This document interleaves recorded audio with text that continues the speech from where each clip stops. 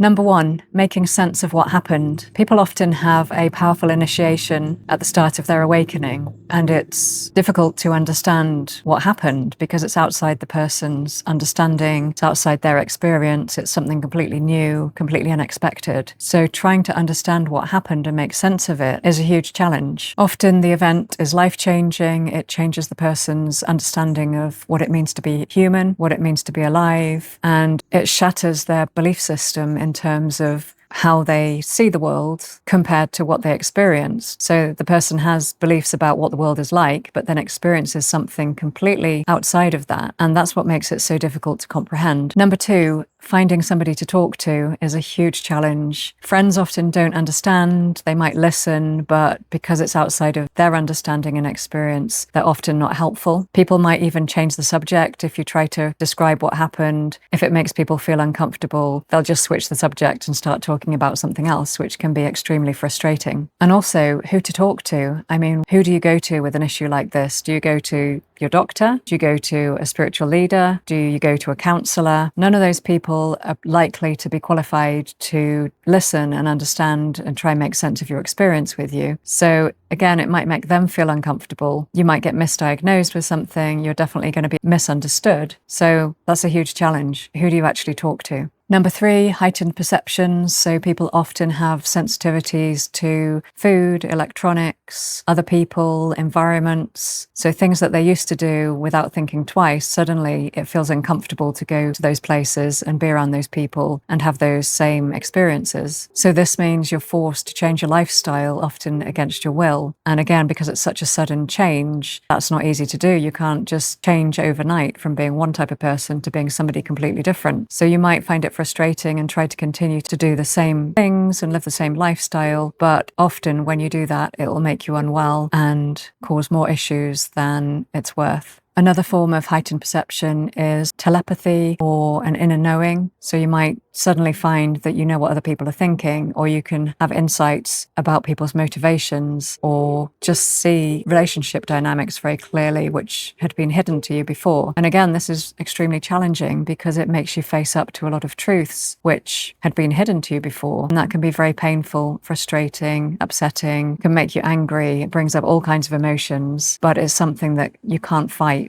You can't go back. Once it started, there's no going back. This is all part of seeing past the illusion of consensus reality. So the majority of people in a community or in a culture agree on what reality is. And as long as you can go along with that, you'll fit in, you'll belong, you'll be fine. But once you see past that and see that that consensus reality is just an illusion, it's going to cause discomfort, and it's going to be surprising that other people can't see that. And that is, again, a huge challenge which can cause loneliness and disconnection. Number four is the physical sensations that often accompany Kundalini awakening. So you might start to feel your chakras. Maybe you've heard of the chakras before, maybe not, but these are energy centers in the body. Some people feel them. There can be sensations of energy coursing through the body, either centered in the chakras or just flowing through the body, almost like it's blood. People often experience energy rushes. So sometimes energy is kind of evenly distributed throughout the body, but at other times it kind of comes in surges, which is extremely uncomfortable and can make it difficult to manage day-to-day life. People often also experience heat or pain as the energy is working its way through trauma in the body. That can be very painful. It can get stuck against blockages, which again is painful. So there's a lot of different physical sensations which accompany this process, which are extremely challenging. And number five, letting go of your old self. This process forces you to step into a new way of being. I can't even say a new identity because the process causes you to lose your identity completely and drop all the identities that you had. When it happens spontaneously, it's not a choice. Again, this can bring up emotions like anger, frustration, disbelief, because suddenly you find yourself completely different from who you were before this happened. And that's something that you need to come to terms with. If you're not a spiritual person, this is going to make you face up to your spiritual self. That can be very